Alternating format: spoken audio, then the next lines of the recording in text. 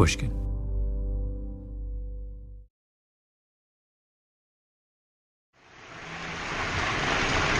And the Emmy goes to...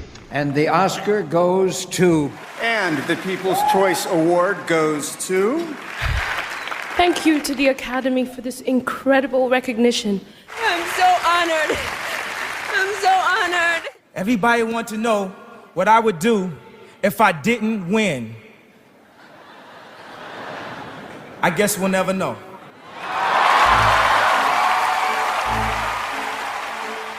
Everybody gets a prize in modern America. Actors, writers, musicians. But you know who doesn't get a fancy prize? The hardworking administrators of America's elite colleges and universities. For years, I have observed this oversight with what can only be described as dismay. Until I decided, damn it, if this country wasn't going to honor the beleaguered giants of the Ivy League, then I would. My name is Malcolm Gladwell. You're listening to Revisionist History, my podcast about things overlooked and misunderstood. In this episode, we are pleased to inaugurate the first annual Revisionist History Higher Education Award. In honor of our company's namesake, we're going to call them the Pushkin Prizes.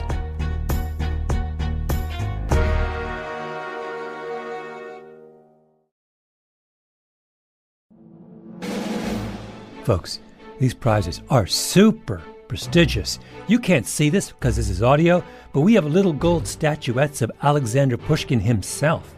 You're going to walk into the lobby of your favorite 18th century ivy-colored marble and granite university administration building, and there, in a glass case, below the Tiffany chandelier, is going to be a Pushkin. That is, if you're lucky. I promise that over the next few years, the giants of American academia will be graced with a Pushkin statuette in recognition of one stupendous achievement or another. And in this episode, we begin our awards program with the Mac Daddy of Pushkin Prizes, the George Santos Memorial Pushkin Prize for egregiously deceptive self-promotion.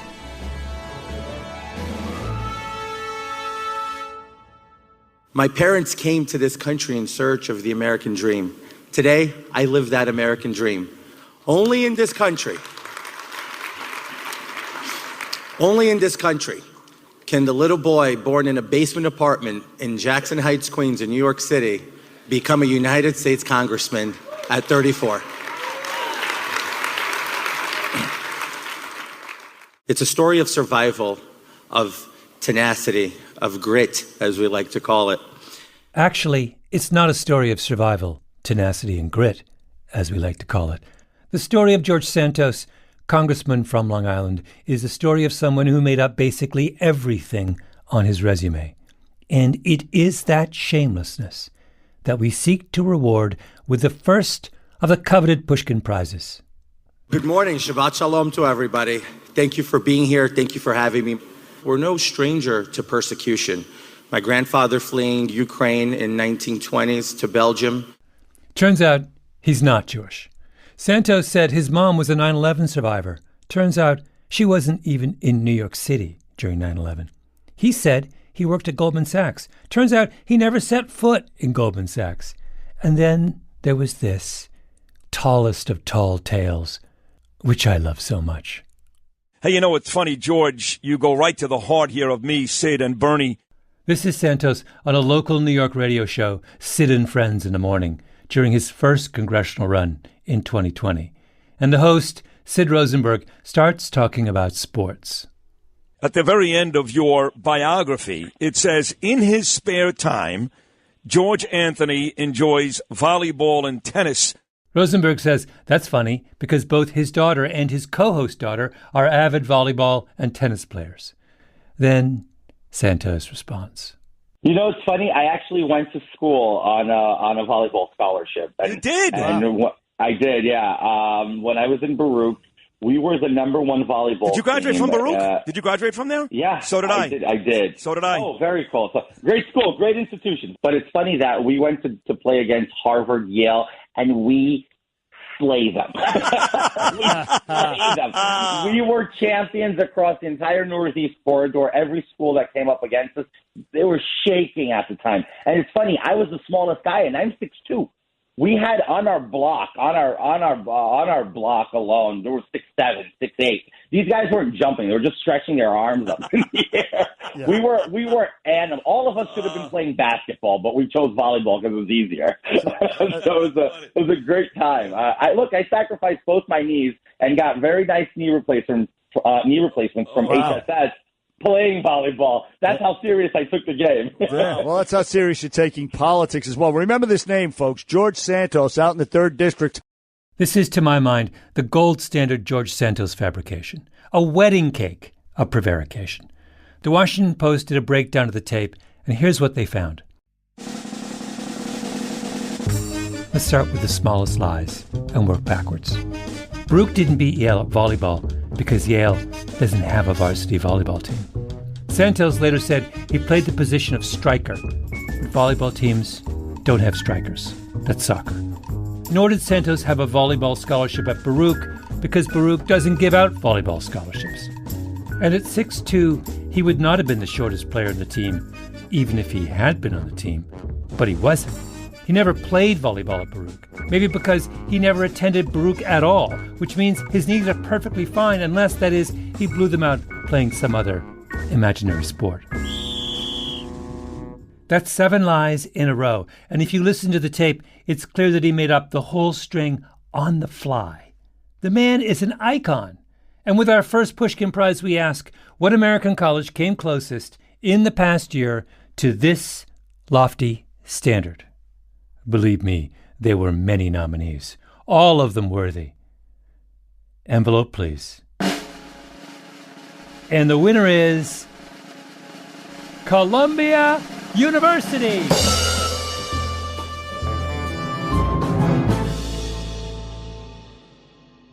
The big beginning when you said, I want to investigate Columbia's rise to number 2, did you, in the back of your mind, think there might be something questionable going on? Yes. Not in the back of my mind, in the front of my mind. You're listening to a math professor at Columbia named Michael Thaddeus, 50s, long hair. I went to see him in his office on the Columbia campus, full of books and strange, captivating jottings on the wall. My father was a mathematician. I have great affection for the species. If you Google Thaddeus, you'll find papers that begin with things like, we discuss symplectic cutting for Hamiltonian actions of non-abelian compact groups. By using a degeneration based on the Weinberg monoid, we give, in good cases, a global quotient description of a surgery construction introduced by Woodward and Meinrenken, and show it can be interpreted in algebro-geometric terms. I have no idea what that means, but Michael Thaddeus does, which is to say that when it comes to numbers and statistics and things, he's someone to take very seriously. So one day not long ago, he hears something that doesn't seem right. So I saw that Columbia had risen to number 2. I think, in fact, this was even mentioned by our own dean at a faculty meeting. I think that's how I found out about it. The dean announces to everyone, I have amazing news. Columbia has just risen to number 2 in the U.S. News College rankings, just a hair behind Princeton. Everyone basks in the glow of the school's extraordinary achievement, because you know what a high U.S. News rankings means. More alumni dollars, more prestige, more applications, more excitement and desire from neurotic upper-middle-class suburban parents. For anyone with Ivy League dreams, it's the Holy Grail. I mean, if you have a kid in high school and your kid said, Mom, I just got into Columbia, you will be over the moon. And why would you be over the moon? Because Columbia is number 2 in the U.S. News rankings. So, the dean makes her big announcement, but Michael Thaddeus, the numbers guy, isn't buying it. And that just piqued my curiosity. 2 is pretty high ranking. In particular, we were tied with Harvard and MIT, which are institutions that objectively have certain big advantages over us. They have much larger endowments. They have much more space than we do. And I just, I've also, over the years, I've taken a greater and greater, perhaps almost obsessive interest in facts and figures about the university. I look at a lot of websites where the numbers appear. And I just wondered, how could Columbia have performed so well on this ranking as to be tied with institutions that have these objective advantages over us? How do the numbers break down?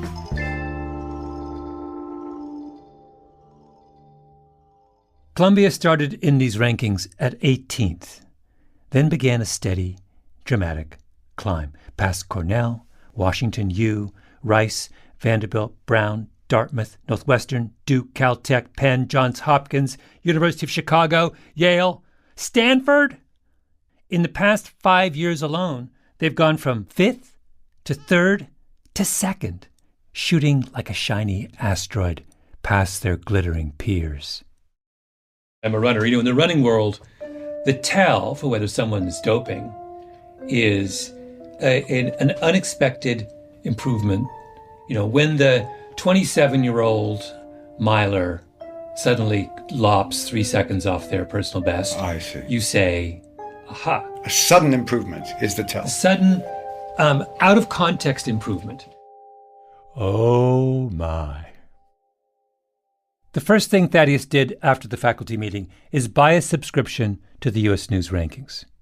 He downloaded the data Columbia submitted for his application, and his eye falls on class size.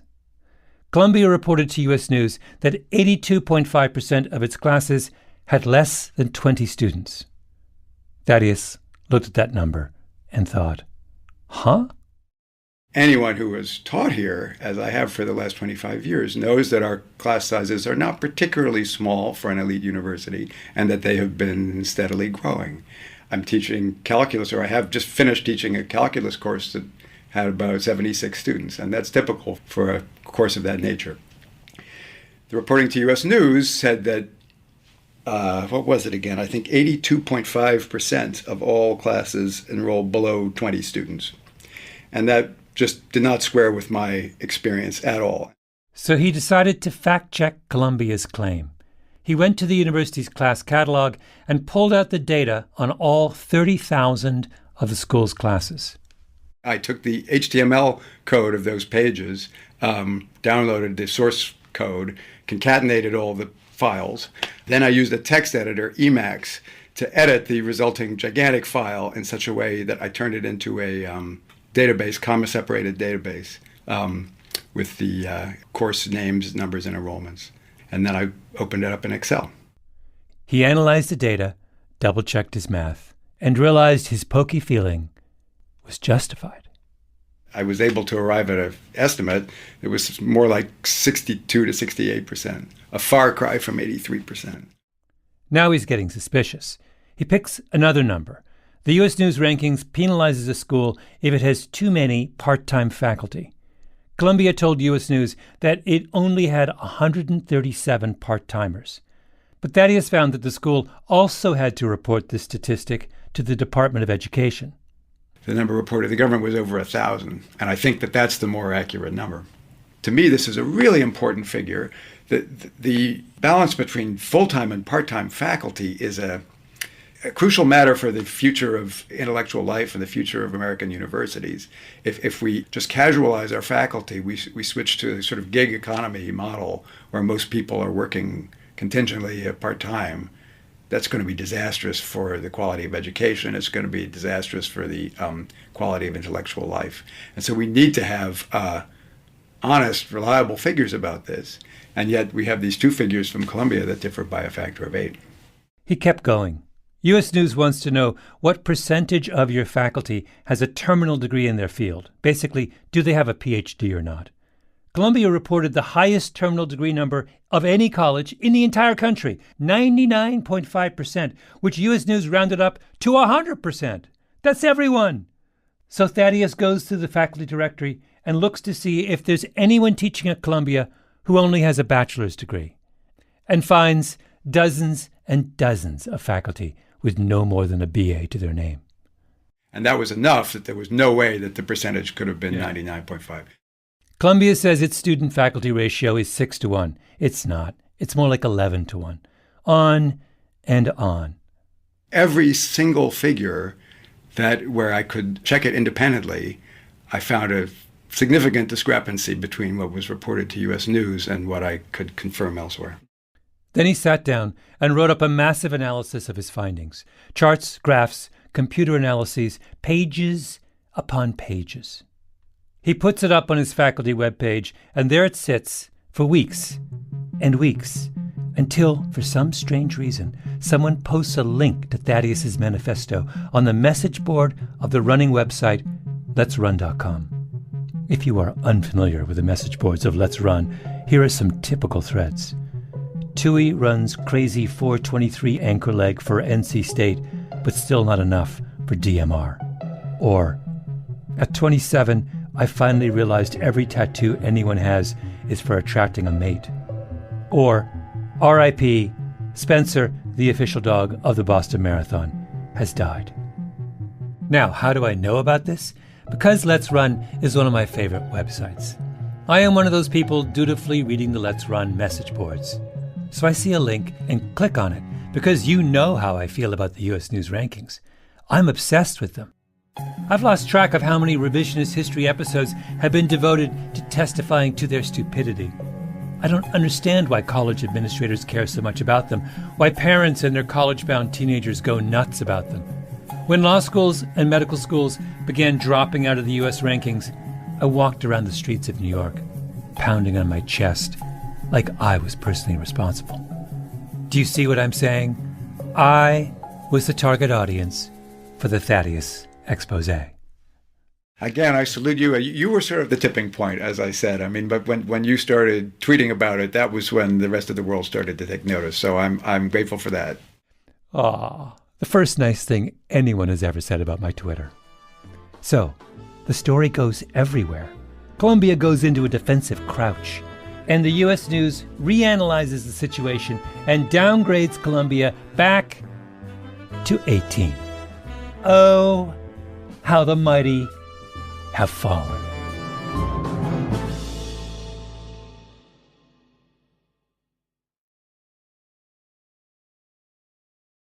I know what you're thinking.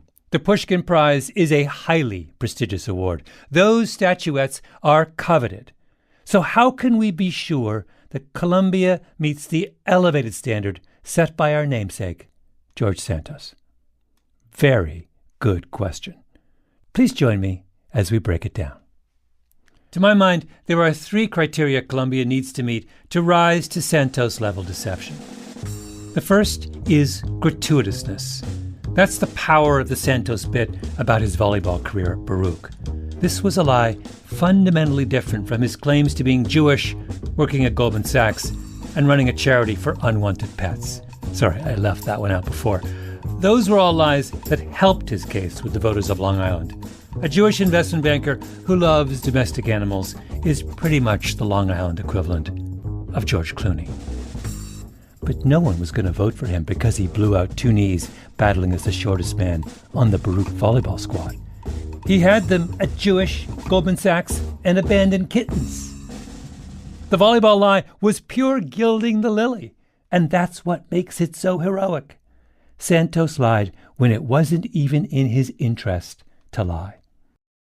Now, does Columbia meet this standard? Was their deception gratuitous? In order to answer this question, I turned to Revisionist History's resident data scientist, Lauren Lavelle. Lauren. Hey, Malcolm. We ride again. Some of you may remember Lauren from the Project Dillard episode of Revisionist History. A group of undergraduates at Reed College hacked their way into the U.S. News algorithm, which gave them a computer model that can test any hypothesis about a school's rankings. So I asked Lauren, who studied statistics at Reed, to use the model to figure out how a historically black college could rise in the U.S. News rankings. You may recall her answer. It was that the best way for a college full of black students to rise in the U.S. News rankings was to let in lots of white students. And I can't emphasize enough that this model was built by undergraduate students for a class project. They did a great job, and this model works amazingly. Yeah. You know, it wasn't some super prestigious data scientist getting paid millions of dollars to do this for some super prestigious university. Like, it's Students. In other words, the barriers to manipulation are low. Yes. So I said to Lauren, let's use the trusted Reed College model to get at this question of gratuitousness. I send her a list of questions, starting with, tell me which of Columbia's whoppers mattered the most. And her conclusion was a shocker. The thing that's really making the biggest difference is the faculty resources category. So for faculty resources, we have our class size, our percent of our faculty that are full-time, and our student-to-faculty ratio. U.S. News grades all universities on a scale of 0 to 100. So Princeton at number 1 is 100. Columbia is a close second at 96. According to Lauren's analysis, fiddling with just those 3 variables gave Columbia an 8-point boost. And the reason that's unexpected is because faculty resources only count for a tiny amount in the overall U.S. News ranking algorithm. You tinker with those variables, you get a massive payoff. Exactly. And when you change just 1 or 2 of them, again, it's only like a 1 or 2 point. But when you put all 3 of them together, it's the synergies between these variables that create these big jumps. Wait, so Lauren, I want to pause on this. Yeah. This is really interesting because this supports the notion that this was not an accidental happening at Columbia. This suggests there was some significant thought behind this because what you told me is something that's not intuitive. Right. I would have thought that you could identify one whiz bang that would have given us a massive payoff and we wouldn't have had to do anything else. But what you're saying is, no, you actually, it's an unexpected area, gives you a huge payoff. And also, if you want to get a 12-point swing, you have to tinker with a lot of variables. Absolutely. Absolutely. And there's some kind of thing greater than the sum of its parts that's at work here that you could only stumble on if you went behind the scenes and sort of tried to figure out the murky black box that is U.S. News. Yes, that is exactly what I'm saying. So can we do screen share on here? Is that a thing? Can I show you my code? Can you tilt your camera to just show me the thing in the... Oh, no, I see. Oh, it's not. It's on your screen. Can you screen share an email? Lauren, I'm 59 years old. I barely know how to work a computer. Sorry, this went on for a bit. This is what happens when a data scientist tries to communicate with a boomer over Zoom. Lauren lapsed into geek mode for like 20 minutes, talking about unexpected nonlinearities. Her point was that the way to climb the rankings is not obvious. It's a laundry list of nips and tucks that an unexpected combination give you a facelift. If you tried to do it just by eyeballing the criteria that U.S. News makes public, you'd fail. To go back to the point I was saying before, to my mind, this argues powerfully for some kind of premeditation on the part of Columbia. I mean, we have no idea what they did, so it is all in the realm of speculation, but they basically manufactured a 12-point swing, and it's very hard to imagine how you could manufacture a 12-point swing by the seat of your pants, because it's not intuitive. I agree there's probably some dirty play happening somewhere. Lauren, they hired someone like you. That's what they did. Somewhere out there is some brainy 26-year-old with blood on their hands. I mean, maybe. To be clear, I don't know that they hired someone like Lauren to coordinate this. But here's the crucial fact that puts Columbia in George Santos territory. Lots of Columbia's inventions don't have much of a payoff. Like, for instance, their most spectacular nonsense of all, the big kahuna, concerns something called instructional resources. The more money you spend on teaching, the more U.S. News rewards you. And the number Columbia claimed to spend on teaching was hilariously large, just over $3 billion. Thaddeus spent a huge amount of time trying to figure out just where that preposterous number came from before he realized they just added in the $1.2 billion they spend every year on patient care at Columbia's medical center. They're pretending that the person getting an appendectomy is a student, which is completely and utterly bananas. Now, what difference did this particular outrageous bit of shenanigan make? Let's see, I have a graph somewhere. Okay, so Columbia reported that it spends about $3 billion on instruction. This is for fiscal year 2022. In its consolidated financial statements, they report for instruction and educational administration about $2 billion. Oh, the reason we know this is a lie is that on its official financial statements, which are audited by actual professionals, the school doesn't pull the same stunt. So that's $1 billion extra that they're reporting to U.S. News, basically. Yeah. And when that works out on a per student basis, it's a lot of money that they're kind of playing around with there. Are you telling me, Lauren, that $1 billion is a lot of money in your book? Yeah, imagine that. Like, this number that's so large the human brain literally can't even understand. Imagine. And yet, when we drop that $3 billion down to $2 billion, we're still only seeing like a 3-point drop in the score, 2 or 3 points. So from about a 96 to about a 94 or 93. 3 points. That's it. If they were only going to cheat by inflating their student instructional expenditures by $1 billion, they only get a 3-point jump. That's what exactly. You're saying. Okay. Yeah. All right. That's good to know. Which sounds crazy, right? Like, that's a lot of money to not really make a big difference in your score. Yeah. So if you're the president of Columbia and I come to you and I say we can drop an imaginary $1 billion into this and we're only getting 3 points, you're saying, okay, but it's not floating your boat. Yeah. It doesn't seem like a very high return rate. You know what I'm saying? It's gratuitous. It's just like George Santos and Baruch volleyball. In retrospect, that was their error, wasn't it? They shouldn't have done the $1 billion thing was so obvious and egregious, and it gave them such a small payoff. Yeah. Why, if you're trying to get away with some shenanigans, would you? It's a ridiculous overstatement. Like, it's larger than the corresponding figures for Harvard, Yale, and Princeton combined. I know, it's so bananas. Like, it's so bananas. You know what my interpretation is? So there's like some dude, man or woman, is charged with coming up with a strategy, and that's the one they do last. So it's like it's Monday morning at 3 a.m. They got to hand in their proposal for hacking the U.S. News by 9 a.m. They've been up for 48 hours. They've done all the hard stuff, and they're like, F it, let's just throw in an extra bill on this. Why not? Just throw in a few extra zeros. The bar set by George Santos was very high.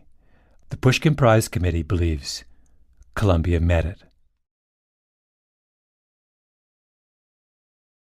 Okay, criteria number 2. The second thing our namesake George Santos teaches us is that you have to show as little remorse as possible. When the furor over his lies was at its peak, he was unruffled. I don't understand where these allegations come from. Oh, George Santos lives in a fantasy world or whatever it is that they're trying to allude there, because it's just people who know me know that that's just not the case. People who know me, which is hilarious, right? Because the whole reason there was a controversy over George Santos is that he wouldn't tell us who he was. At some point, some enterprising journalist counted 7 different names that Santos has used over the years. For Pushkin Prize consideration, we need that kind of remorselessness. Let me give you what I think is a relevant counterexample. It concerns Temple University's online business school. The story goes that the dean of the B school there, a man named Moshe Porat, was upset about his school's low U.S. News ranking. So he sends several of his underlings to Washington, D.C. to complain to the U.S. News rankings team. And in the course of that meeting, U.S. News let slip that they don't actually check any of the data that schools send them. So the underlings report this back to Moshe, and Moshe's like, great, I guess there's no state troopers on this stretch of the university prestige highway. So he hires a data scientist. They figure out that what really matters for online business schools is what percentage of the school's incoming class has taken the GMAT. In Temple's case, it's something like 19%. So Moshe changes that number to 100%. And voila, Temple's online business school vaults to number 1 in the U.S. News online B-School rankings. Now, you hear that story and you say to yourself, why wasn't Moshe up for a Pushkin Prize? And believe me, we thought long and hard about his nomination. I mean, Moshe was convicted of fraud and sentenced to 14 months. He committed a crime. The charges against Parat were not just simply that he defrauded U.S. News rankings, but that he defrauded applicants to the school, students at the school, and donors, all of whom look at the rankings and making their decision about where to direct their money. That's Jennifer Williams, who was in the U.S. Attorney's Office in Philadelphia at the time of the Temple case. And in fact, the scheme as charged in the indictment was very successful. Not only did the rankings improve dramatically, but the enrollment went way up. And the total amount of tuition that Temple was able to get due to the increased enrollment was almost $40 million over the course of several years. So that is the goal of the fraud. That's what made this a crime. So why doesn't Temple get the Santos Award? Because, and this is crucial, the school has too much remorse. When word leaks out about Moshe's shenanigans, the school hires a big-name outside law firm, Jones Day, to investigate. The university pays out millions of dollars in damages to the students who enrolled, thinking they were getting a degree from the number 1 ranked school in the country. It was Temple who turned in Moshe to the authorities. This is not how Columbia behaved at all. Thaddeus releases his report on February 28th, 2022, and Columbia responds with a press release from the school's provost on June 30th. 4 months later. I'm quoting. Columbia has long conducted what we believe to be a thorough process for gathering and reporting institutional data, but we are now closely reviewing our processes in light of the questions raised. The ongoing review is a matter of integrity. We will take no shortcuts in getting it right. Temple hired one of the world's biggest law firms.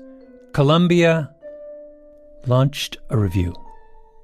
The approach has been just to say as little as possible, try to attract as little attention and wait for the storm to blow over. Are you saying that no member of the administration has reached out to you since you published that article? Good God, no. Wait, that's nuts. That's nuts. I'm glad you think so. I asked the question at a faculty meeting, did the review that Columbia conducted explore the question of intent, about whether these falsehoods were provided intentionally? Did anyone know that they were false? And if so, who? And the answer was, well, no, our review did not look into that question. So it's clear to me that the review was not seriously intended to get to the bottom of the matter. Well, it's not a review. Because the Santos criteria are so rigorous, I realized I needed to take further steps to see if Columbia's remorselessness remained in place. First, I waited to see whether they would update the June 30th press release. I waited. 6 months passed. So then I decided I needed to contact them directly. I sent an email, asked for an interview with the provost. Waited, until finally someone in the media relations department emailed me back with a link to the press release of June 30th. We are not commenting beyond the statements issued below, I was told. So I respond, because I don't want some blogger down the line saying I rushed to judgment on the remorselessness criteria. Are you sure? I write back. I talk about Michael Thaddeus. I tell him about Lauren and her computer model. I tell him about Jennifer Williams, talking about the Temple case. Are you sure? For the university not to comment under these circumstances will, from your perspective, be problematic, don't you think? A week passes. I get an email back. We're working on it. A month passes.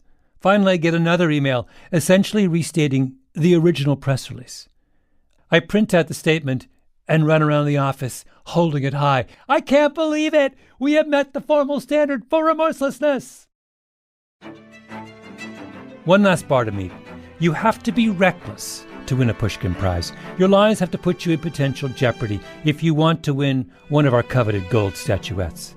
We have gratuitousness, we have remorselessness, but do we have recklessness? We do. And to say how, I need to be serious for a second. I actually love Columbia. I think it's an extraordinary place, full of extraordinary people. I can't tell you how many times I've sat in the office of some professor at Columbia and had the world opened up for me. I love Columbia, even though I know Columbia will never be Princeton or Harvard. They're never going to have $50 billion in the bank. And without $50 billion in the bank, it's awfully hard to climb to the top of the U.S. News rankings. But the president of Columbia ought to be able to stand up and say, we are the preeminent institution of learning in the greatest city in the world. And if we have lots of part-time faculty, it's because we are drawing on the resources of amazing people who spend their working days on Broadway or Madison Avenue or Wall Street. And if our classes are large, it just means that every student has the privilege of rubbing shoulders with lots of other curious and willing students. And by the way, if you are someone who believes that the best measure of a university's intellectual vitality is how much money it has in the bank, or what percentage of its faculty have PhDs, or how many students are in its classes, then Columbia is probably going to be wasted on you. The president of Columbia ought to be able to stand up and explain to the world what Columbia is and what it stands for. But he didn't do that. And his school got consumed with succeeding at a rankings game that is morally and intellectually bankrupt. Some jackass in the Columbia administration, and I have no idea who it was, but I hope they are found out and made to do 1,000 hours of community service teaching arithmetic to some first grader. That jackass decided to cook the books, and now what do we have? A school that has broken the most fundamental of promises to its own community. Let me quote to you from the Columbia University Code of Conduct, the ethical standard Columbia holds its own students to. Falsification, forgery, or misrepresentation of information to any university official in order to gain an unfair academic advantage in coursework or lab work on any application, petition, or document submitted to the university is prohibited. This includes, but is not limited to, falsifying information on a resume, fabrication of credentials or academic records, misrepresenting one's own research, and providing false or misleading information. Ladies and gentlemen, I give you the winner of the Pushkin Prize for gratuitous, remorseless, and recklessly deceptive self-promotion.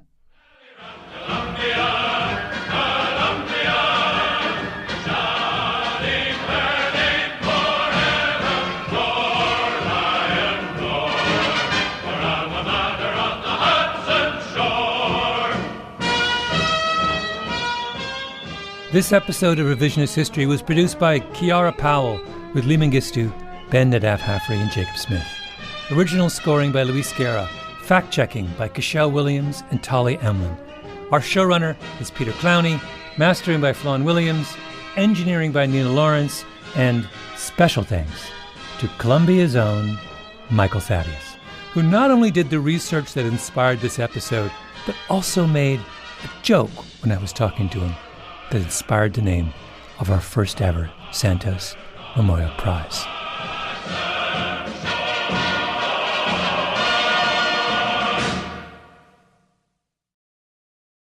There's a postscript to this story. On June 6th, 2 days before this episode aired, Columbia University made an announcement. They were dropping out of the U.S. News undergraduate rankings, becoming the first Ivy League school to abandon the U.S. News methodology that did so much to make the Ivy League the Ivy League. The press release, like so many of the press releases issued by Columbia over the course of this controversy, read like it was dictated by a room of $10,000 an hour attorneys on a Zoom call from Midtown Manhattan. In a statement, Columbia said that in response to the allegations of cheating, it had, quote, conducted an exhaustive internal review, and where errors were confirmed, issued public corrections and made changes to the collection methodologies that led to the inaccuracies. I got an email from Michael Thaddeus almost immediately. This is completely untrue, he wrote. Columbia has never corrected the false information it provided, probably over many years, to U.S. News about class sizes or about proportion of full-time faculty, for example. What it did was admit in a general way to, quote, outdated and/or incorrect methodologies and acknowledge that, quote, class size data was previously reported incorrectly, unquote. But it never corrected the false figures, nor has it even specified which figures were false or for how long, end of quote.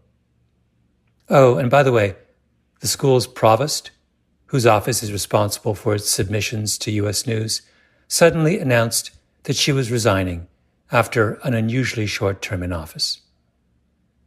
We may have to do a follow-up, don't you think?